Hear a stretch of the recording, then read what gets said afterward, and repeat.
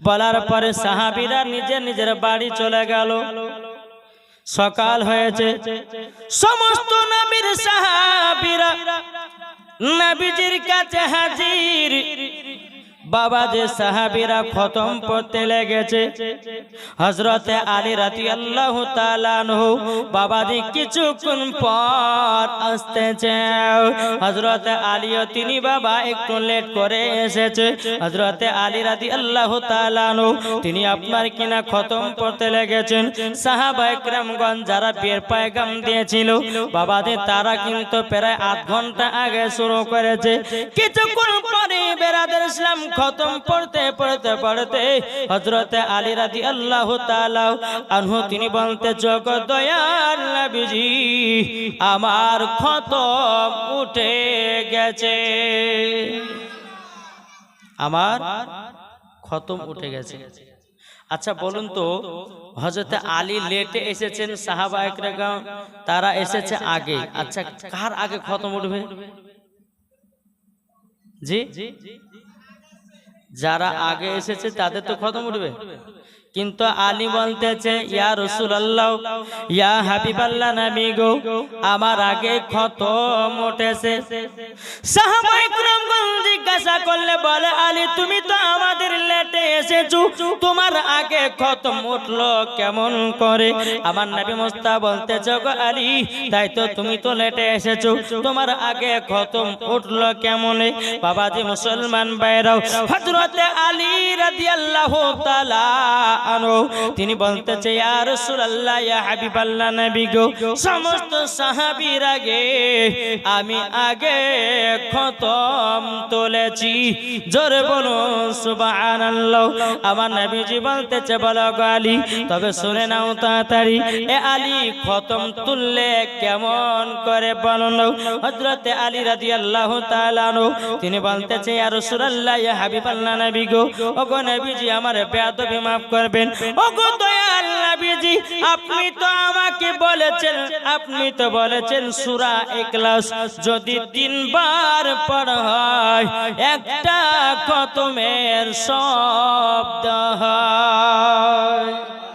নারায়ে তাকবীর, নারায়ে রিসালাত, ইয়া রাসূলুল্লাহ, মাসলাক আলা হযরত। এ বাবাজি মুসলমান ভাইরাও, হযরত আলী বলতেছে, বলে ইয়া রাসূলুল্লাহ, ইয়া হাবিবাল্লাহ নবী গো, নবী গো আপনি তো বলেছেন সূরা ইয়াসিন যদি একবার তেলাওয়াত করা হয় একটা নয় দুটো নয় 10টা খতমের সব পাওয়া যায়। ওগো নবীজি আমি একটা খতম তুলি নাই, আমি আলী খতম তুলেছি 111 বার। কতবার? 111 বার। কোন কিতাবে লেখা আছে 101 বার। সাহাবায়ে কেরামগণ আশ্চর্য হয়ে গেল। আরে আমরা যদি জানতাম তাহলে আমরা তো সূরা ইখলাস পড়ে খতম তুলতাম নাকি বলছেন? সূরা ইয়াসিন পড়লে পরে 10টা খতমের সব পাওয়া যায়। সূরা ইখলাস যদি 3 বার পড়া হয় তো একটা খতমের সব পাওয়া যায়। জোরে বলেন। তো হযরতে আলী বলতেছে আমি সর্বপ্রথমে খতম তুলেছি। আমার নবীজি বলতেছে, বলো গো আমার সাহাবায়ে কেরামগণ তোমরা শুনে রেখে দাও, শুনে রেখে দাও, আমার আলী জীবনে কোনদিন ঝুটা কথা বলে না। আমার আলী বিনা দলিল ছাড়া কথা বলে না। জোরে বলুন সুবহানাল্লাহ। এ বাবাজি মুসলমান ভাইরো, ওগো আমার সোনা মানিকেরো, হযরতে আলী রাদিয়াল্লাহু তাআলা আনহু সঙ্গে বাবাজি মা ফাতেমার বিবাহের দিন তারিখ। এ বেরাদার ইসলাম মাদ্রাসা সামানি কিরাম, হযরতে আলী রাদিয়াল্লাহু তাআলা আনহু সঙ্গে বাবাজি আপনার কি নাম মা ফাতেমার বিবাহের পয়গাম। মা ফাতেমা রাদিয়াল্লাহু তাআলা আনহার সঙ্গে বাবাজি হযরতে আলী যখন বিবাহ, হযরতে আলী রাদিয়াল্লাহু তাআলা আনহু তিনি বলতেছেন, বলো গো নবী গো আমি তো বিবাহ করব, কিন্তু আমার তো বিবাহ করার মতো টাকা নাই, পয়সা নাই। আচ্ছা, বিবাহ করতে গেলে টাকা পয়সার দরকার আছে না নাই? বাবাজি এই মাইক কিন্তু এখনো সেটিং হয়নি, এটা সেটিং করে ভালো করে। বেরাদার মুআজ্জাজ সামানী ইকরাম, তো হযরতে আলী রাদিয়াল্লাহু তাআলা আনহু তিনি বলতেছেন, নবী গো, আমি যে বিবাহ করব, তো আমার কাছে তো কোনো জিনিস নাই, আমার কাছে তো টাকা পয়সা নাই, তো আমি কেমন করে বিবাহ করব? বাবাজি মুসলমান, হযরতে আলী রাদিয়াল্লাহু তাআলা আনহু যখন এই কথা বললেন, তো আমার নবীজি বলতেছে, বলে আলী, এ আলী, তবে শোনো, তোমার কাছে একটা যুদ্ধ করা ঢাল আছে। ঢাল মানে বুঝেন তো? যুদ্ধ করার সময় একটা ঢাল রুখে, যেরকম ঢালটা দেখতে বাবাজি দেখবেন যারা আপনার ওই গ্রিলের কাজ করে, ঝালের কাজ করে, তারা কিন্তু একটা ঢাল নিয়ে কিন্তু আপনার সামনে দেয় আর আপনার ওই ঝাল মারে, যেন ওই লোহার ছিটানটা যেন না আসে। তো ওই রকম দেখতে ঢাল, যুদ্ধ করা ঢাল। আর হযরত আলীর কাছে আছে ঘোড়া। জোরে বলে, বলো হুজুর, এই দুটো ছাড়া আমার কাছে কোনো জিনিস নাই। বেরাদার ইসলাম, মুআজ্জাজ সামানী ইকরাম, আমার নবীজি বলতেছে, বলে আলী, তবে শোনো গো, এই ঢালখানা তুমি নিয়ে গিয়ে মদিনার বাজারে বিক্রি করে দাও। আমার নবী মুস্তাফা নূরে মুজাসসাম, নবী কামলিওয়ালা, মক্কি ও সরদার, আহমদ মুক্তার, নবী মুহাম্মদ রাসূলুল্লাহ সাল্লাল্লাহু তাআলা আলাইহি সাল্লাম বলতেছে, বলো গো আলী, এই আলী, তবে শোনো গো, শোনো, ঢালখানা মদিনার বাজারে বিক্রি করো 480 দিরহামে। জোরে বলুন সুবহানাল্লাহ। এ বাবাজি মুসলমান ভাইরো, ওগো আমার সোনা মানিকেরও, এই ঢালখানা যখন হযরতে আলী রাদিয়াল্লাহু তাআলা আনহু তিনি বাবাজি আপনার নিয়ে গেলেন, নিয়ে যাওয়ার পরে মদিনার বাজারে বাবা আপনারা বসে আছেন, সারা দিন মান চলে যায়, আলীর ঢালখানা কেউ কিনে না। ওই রাস্তা দিয়ে বাবাজি নবীর জামাই হযরতে উসমান গনি রাদিয়াল্লাহু তাআলা আনহু তিনি বাবাজি টুক করে আসতেছে। আসার পর আলীর সঙ্গে সাক্ষাৎ। আলীকে বলতেছে, বলো গো আলী, এই মদিনার বাজারে কি করছে বলো না। হযরত আলী রাদিয়াল্লাহু তাআলা আনহু তিনি বলছো, গো উসমান গনি ভাই, আমি একটা ঢালখানা বিক্রি করার জন্য এসেছি। হযরত উসমান গনি বলতেছে, বলে আলী গো, ঢাল কেন বিক্রি করব? হযরত আলী রাদিয়াল্লাহু তাআলা আনহু তিনি বলতেছে, বলো ও গো আলী, ঢাল কেন বিক্রি করবা বলো না। উসমান গনি রাদিয়াল্লাহু তাআলা আনহু তিনি বলতেছেন, বলো গো আলী, ও গো উসমান গনি, তবে শুনে নাও, আমি ঢালখানা আমি বিক্রি করছি এই কারণের জন্য, আমার সাথে আমার নবী মুস্তাফার পিটির সঙ্গে বিবাহ, তারই জন্য আমার বিবাহ করার জন্য একটু টাকার প্রয়োজন, একটু টাকা পয়সা দরকার আছে, তারই জন্য আমি এই ঢালখানা আমার নবীজির আদেশে মদিনাতে বিক্রি করতে এসেছি। বেরাদার ইসলাম, মুআজ্জাজ সামানী ইকরাম, এই সোনা মানিকেরাও, উসমান গনি রাদিয়াল্লাহু তাআলা আনহু তিনি বলছে, বলে আলী গো, এই ঢালখানা কত টাকাতে বিক্রি করব? বলে 480 দিরহামে।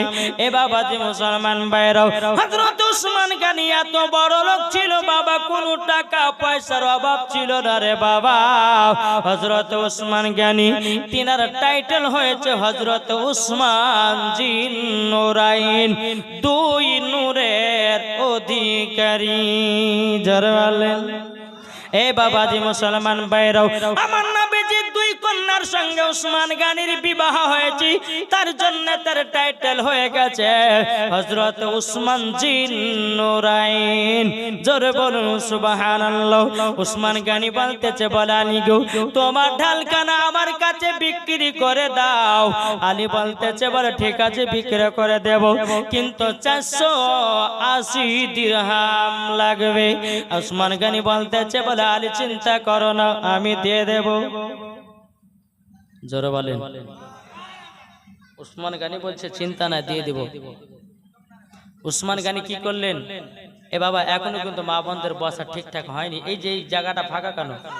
একটু মনটা খারাপ হচ্ছে মা, একটু আগে আসেন না, একটু আগে চলেছেন, এটা আগে আসেন মা, এখন ঠান্ডা না গরমের দিন, একটু আগে আগে বসে বাবা। জায়গা দূরে পড়ুন। আল্লাহুম্মা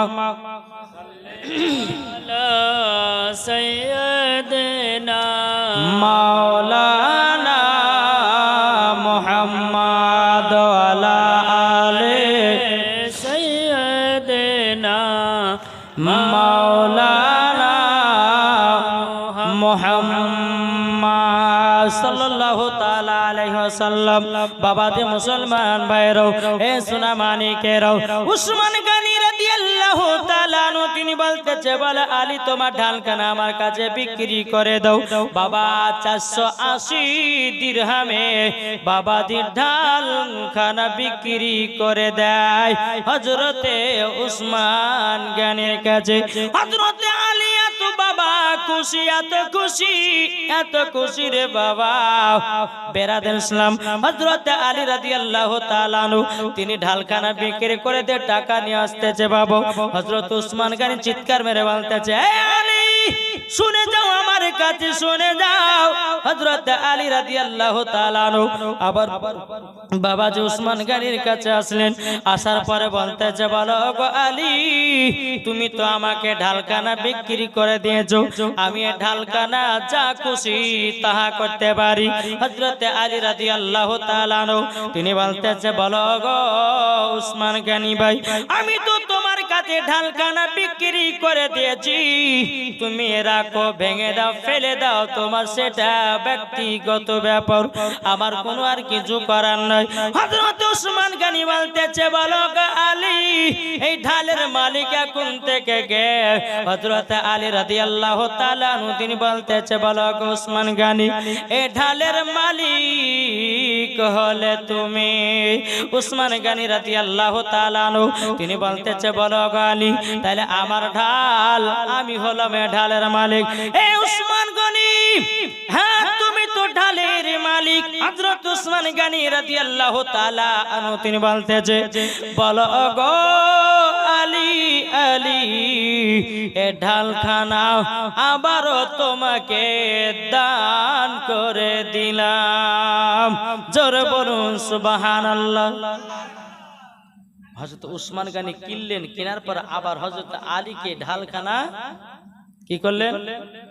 দান করে দিলেন। দান যখন করে দেওয়া, আমার নবী মুস্তাফার দরবারে হযরত আলী রাদিয়াল্লাহু তাআলা আনহু ঢাল এবং টাকা নিয়ে আসছেন। আমার নবী বলতে যায়, আলী কি ব্যাপার, তুমি ঢাল কি বিক্রি করনি? বলে, জি হুজুর করেছি, এই দেন টাকা। আমার নবী বলতে যায়, হে আলী তুমি তো ঢাল বিক্রি করেছো, টাকা কোথি পেলে? ঢাল কোথা থেকে আবার পেলে?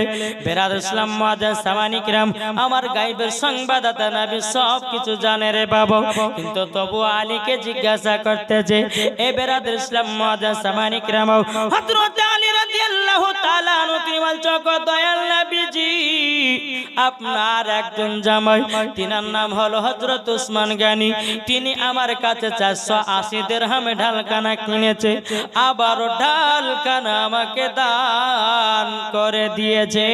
জোরে বলুন না সুবহানাল্লাহ। আমার নবীজি বলতেছে, বলো গো আলী আমি বুঝে গেলাম তোমার বিবাহ এবং আমার বিটির বিবাহতে আমার জামাই আলীও, আমার জামাই উসমান গনিও রাজি আছে। জোরে বলুন সুবহানাল্লাহ। এ বাবাজি মুসলমান ভাইরা, ওগো আমার সোনা মানিকের, আমার নবী মুস্তাফা সাহেবের আওলাদ সাল্লাল্লাহু তাআলা আলাইহি ওয়াসাল্লাম যখন বাবা হযরত আলীর সঙ্গে মা ফাতেমার বিয়ে দিয়ে দিলেন বাবা, বহুত বড় লম্বা ঘটনা বাবা। ইমাম হাসান ইমাম হুসাইনের জীবনী শুনতে গেলে কমসে কম বাবাজি 7 রাত্রির প্রয়োজন আছে, 3 দিনে কিছুই হবে না, বুঝেন না?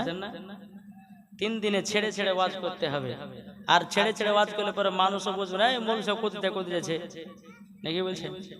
এই ঝাড়খণ্ডে বাবা যে 2 দিন আগে গিয়ে আপনার জলসা করেছিলাম, কোনো 5 রাত্রি করেছে, তো 5 রাত্রি জীবনী করে বাবা যে কারবালা ঢোকা মুশকিল লেগে গেছে। বুঝতে পারলেন? তো 7 রাতের জীবনে করলে পরে আরাম সুখে কারবালায় ঢোকা যাবে। তো বাবাজি চলুন যেটুকু আগাতে পারি ইনশাল্লাহ, আজ যত চলুক ইনশাল্লাহ কালকে কারবালা ঢুকে দেবো, নাকি বলছেন? নাকি গো বেরাদার? চলুন। আল্লাহ পাক আল্লাহ তাআলা বলতেছেন যে ইমাম হোসাইনের যাদের দিলে মোহাব্বত আছে তারাই হচ্ছে সঠিক মুসলমান। জোরে বলে নাকি বলছেন? জি। আজ কিছু দল বাড়িয়েছে ইউটিউবের মধ্যে, ফেসবুকের মধ্যে দেখা যাচ্ছে এক বক্তা আবার বলতেছে, বলছে এজিদ রহমাতুল্লাহ আলাইহি, জোরে কোন নাউজুবিল্লাহ। জি। আরে এজিদ কাফের ছিল, এজিদ কোন মুসলমান ছিল না, তার ভিতর ঈমান আকীদা ছিল না। এজিদ পাপের কাজ করত, শরাব পান করত, জিনা করত। এই এজিদ ইমাম হুসাইনের প্রতি বাবাজি অত্যাচার করেছে, আহলে বায়াতকে তারা মোহাব্বত করত না। বোঝা গেছে? তারা কিন্তু বাবাজি তাদের মুখ দাড়ি ছিল, তারা কিন্তু আহলে বায়াতকে মোহাব্বত করত না বাবা। ইমাম হোসাইনের যেদিন গলাটা কারবালাতে এজিদের লোকেরা যখন কেটেছিল, সেমারের লোকেরা যখন কেটেছিল বাবা সোনা মানিক, এই কেটে নেওয়ার পরে আপনার মুহররম মাসের 10 তারিখে একটা ঘটনা ঘটাই নাই।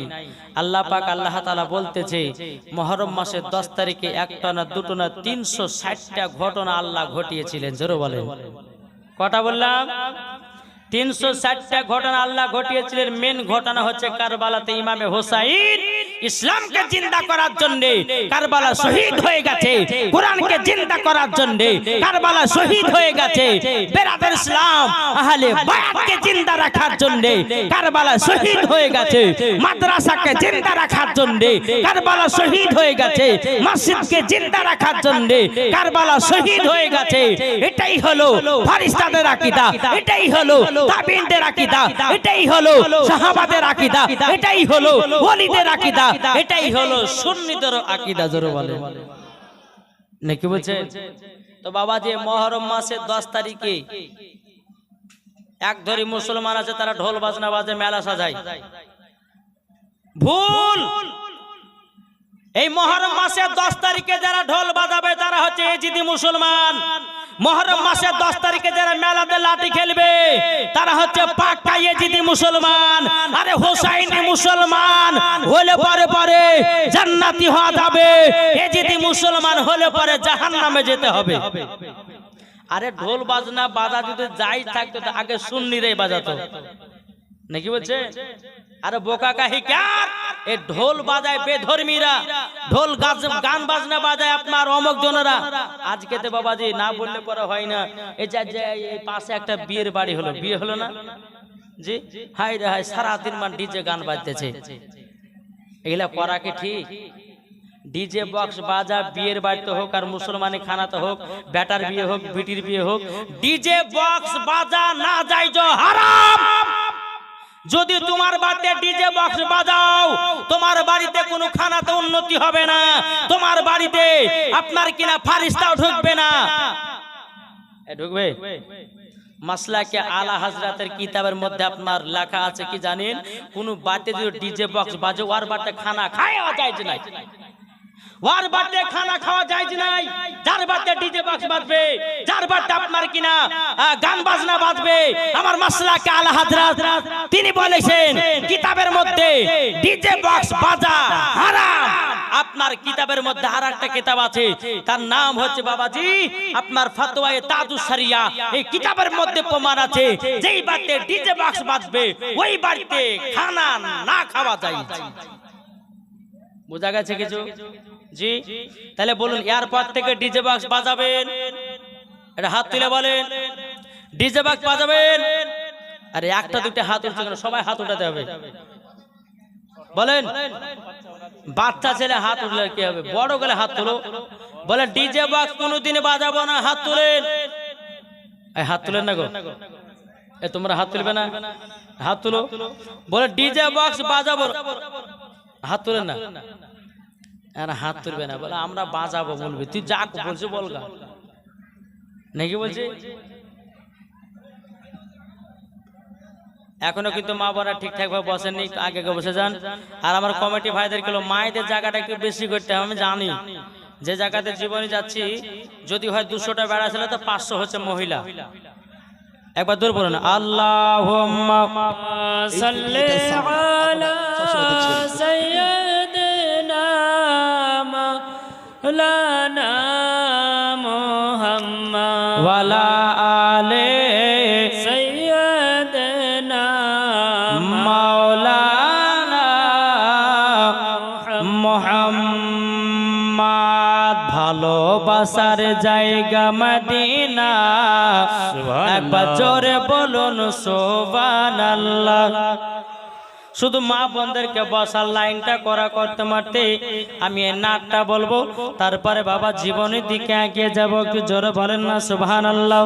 ভালোবাসার জায়গা মদিনা, ভালো লাগার জায়গা মদিনা, এত সুন্দর জায়গা কোথায় দেখি না। জোরে হবে না সুবহানাল্লাহ। এত সুন্দর জায়গা কোথায় দেখি না, সাজিয়েছে দয়াল রব্বানা, ভালো লাগার জায়গা মদিনা, ভালোবাসার জায়গা মদিনা, ভালো লাগার জায়গা মদিনা।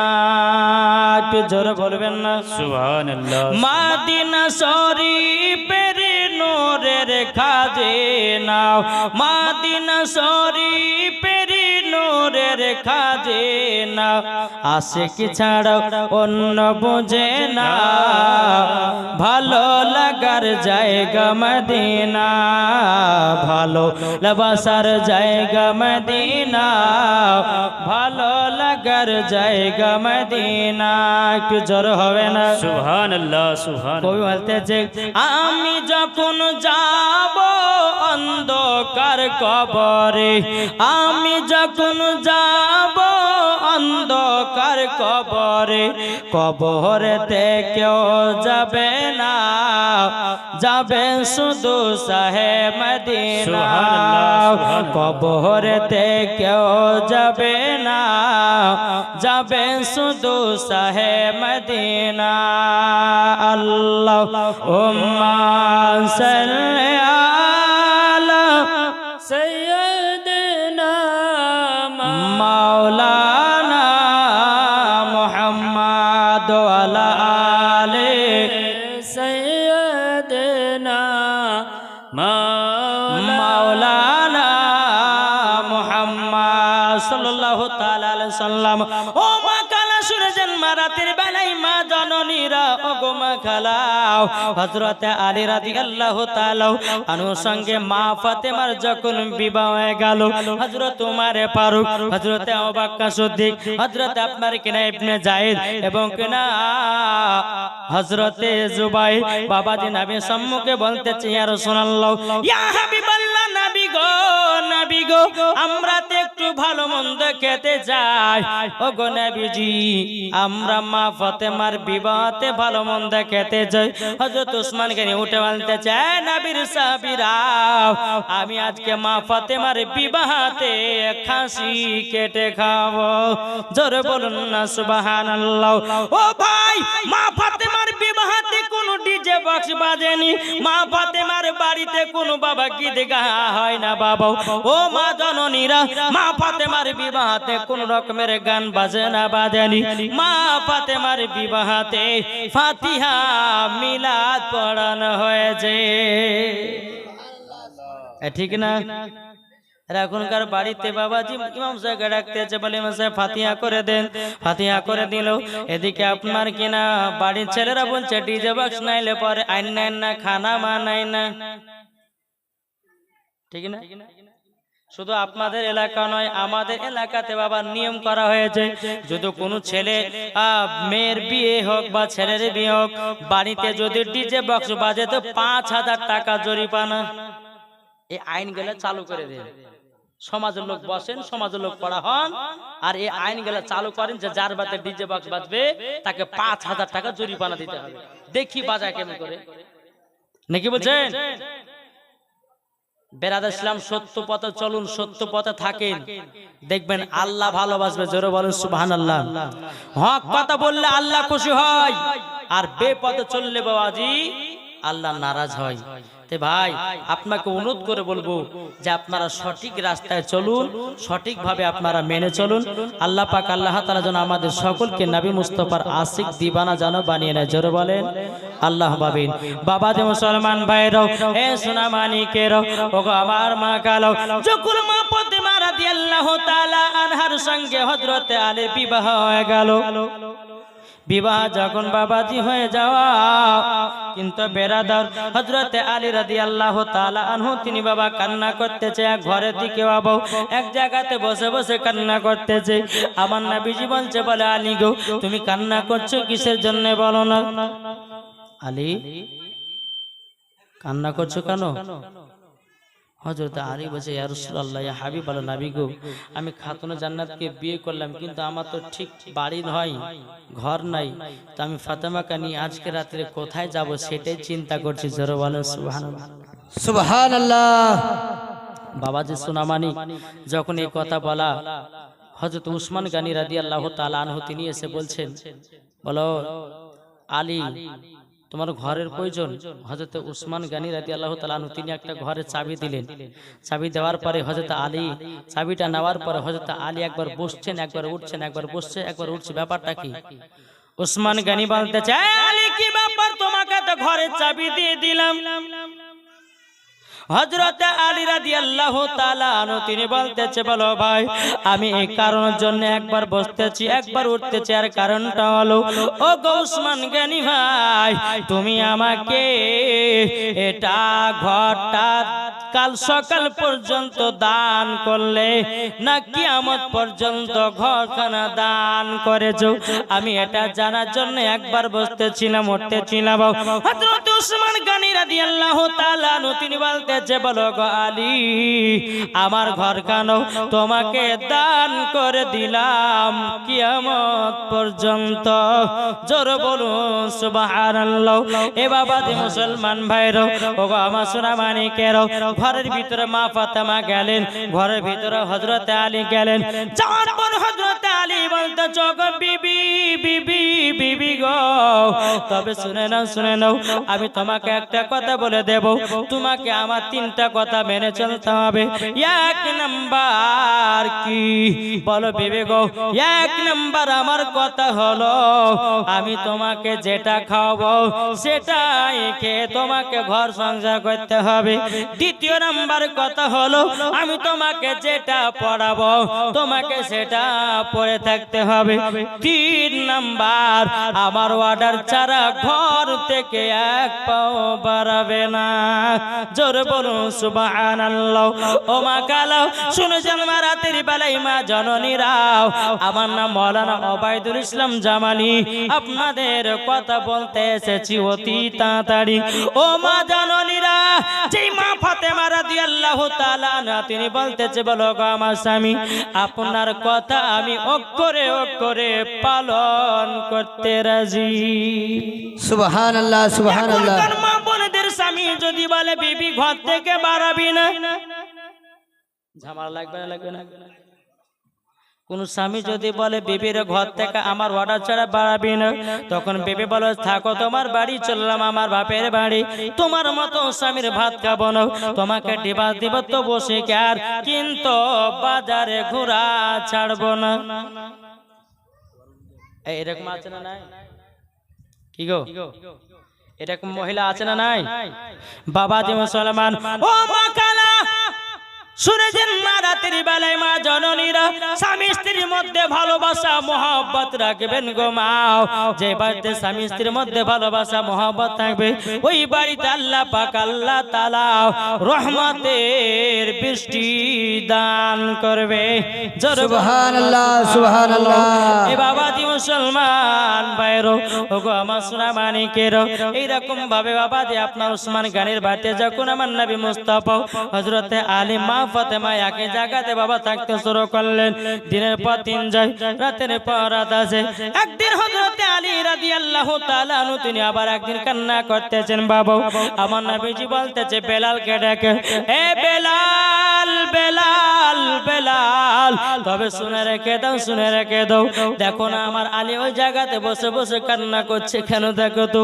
বাবা হযরতে বেলাল রাদিয়াল্লাহু তাআলা আনহু তিনি এক পা দুপা করে গিয়ে বলছে, ওগো আলী, ওগো নবীর জামাই আলী কান্না করছে কেন, কি হয়েছে বলুন না। হযরতে আলী রাদিয়াল্লাহু তাআলা আনহু বলতেছে, এ বেলাল গো, তবে শুনে নাও, শুনে নাও, নিজের বউকে নিজের বাড়িতে নিয়ে যা ভালো, কতদিন শ্বশুরের বাড়িতে থাকবো। আবার মনের ইচ্ছা হয়েছে খাতুনে জান্নাতকে আমার ছোট্ট কুড়ো ঘরে নিয়ে যাব। ও মা কাল হযরতে আলীর বাড়ি কেমন ছিল? হযরতে আলী যদি নিজের ঘরে শুতেন, অর্ধেক শরীর ভিতরে থাকতো, অর্ধেক শরীর বাইরে থাকতো। ওই বাড়িতে মা ফাতেমাকে নিয়ে যাবে।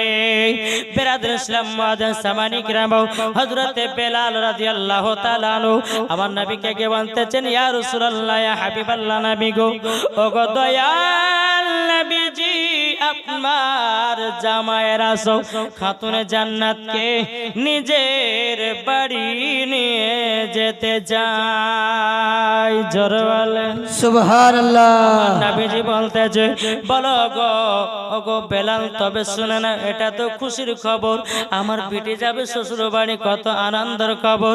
বাবাজি মুসলমান ভাইরাও, এ সোনা মানিকেরাও, আমার নবীজি বলতেছে, বলো বেলাল, মদিনার বাজারে যাও, কিছুটা গুড় কিনে নিয়ে এসো।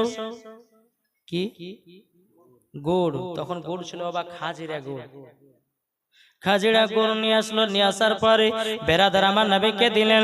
আমার নবী মুস্তাফা সাহেবের আওলাদ সাল্লাল্লাহু তাআলা আলাইহি সাল্লাম খাতুনে জান্নাতকে বলছে, বলে বিটি, তুমি এই গুড়টা দিয়ে একটা মিষ্টি খাবার তৈয়ার করো। বাবাজি আপনার কিনা পায়েস তৈরি করা হলো।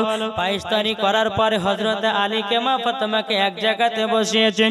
বসিয়ে দেওয়ার পরে আমার নবীজি মা ফাতেমাকে খাওয়াচ্ছেন। আর নবী আমার ঝরঝর করে পানি ফেলতেছে। বাবা এত জোর আপনার পানি ফেলতেছে। মা ফাতেমা চোখের পানি ঝরঝর করে ফেলে কান্না করতেছে।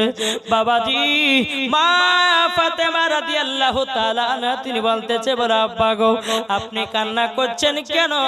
কি কারণে কান্না করতেছেন? আমার নবীজি বলছে, গো বিটি ফাতেমা, আমি তোমাকে দিনের মধ্যে যদি 1 ঘন্টা দেখতে না পাই, আমি নবীজি থাকতে পারি না। জোরে বলুন সুবহানাল্লাহ, সুবহানাল্লাহ। ফাতেমা রাদিয়াল্লাহু তাআলা আনহা তিনি বলছি, ওগো দয়াল নবীজি গো, ওগো আব্বাজান, আপনাকে যদি আমি না দেখতে পাই, আমি ফাতেমাও থাকতে পারি না। ও বিটি ফাতেমা, তুমি যাচ্ছ শ্বশুর বাড়ি, এটা আমার আনন্দের খবর। ও বিটি ফাতেমা, তোমার যখন মন খারাপ হবে আমার কাছে চলে আসবে। আমার যখন মন খারাপ হবে বিটি গো, তোমাকে দেখার জন্য চলে যাব। আমার নবী মুস্তাফা মা ফাতেমা রাদিয়াল্লাহু তাআলা আনহাকে এত মোহাব্বত করতে বাবা, এত ভালোবাসতো রে বাবা। বেরাদার ইসলাম মুআজ্জিন সামানি কিরাম, আমার নবী যদি বসে থাকতেন, দেখতেছেন মা ফাতেমা চলে আসতেছেন, আমার নবীজি মা ফাতেমাকে দেখার পরে দাঁড়িয়ে যেতেন। আমার নবীজির আপনার মাথার পাগড়ি মোবারকটা খুলে মা ফাতেমাকে বসাতেন। আমার কোন সময়তে আমার মা ফাতেমা রাদিয়াল্লাহু তাআলা আনহা তিনি দেখতে পাচ্ছেন যে আব্বা হুজুর আসতেছে, বাবাজি মা ফাতেমা দাঁড়িয়ে যেতেন আর জান্নাতি চাদর পেড়ে আমার নবীকে বসাতে। সুবহানাল্লাহ, সুবহানাল্লাহ। আজকালকার কিছু দল বাড়িয়েছে, তারা বলছে নবীর প্রতি সালাম করা যাবে না, নবীর প্রতি ক্যাম করা যাবে না। এই ভাই, যে মা ফাতেমা রাদিয়াল্লাহু তাআলা আনহা নিজের আব্বাকে দেখার পরে দাঁড়িয়ে গেছে, এই দাঁড়ানোই মানেই হলো ক্যাম। সুবহানাল্লাহ, সুবহানাল্লাহ। হক है। এরা তো বোঝে না, এরা বাবা কোনো মতে বোঝে না ক্যাম করলে পরে কি হয়, ঠিক না? আরে বাবা ক্যাম করলে পরে নবীর সঙ্গে মোহাব্বত জন্মায়। জোরে বল সুবহানাল্লাহ, সুবহানাল্লাহ। তাহলে আমরা নবীর প্রতি ক্যাম করব না?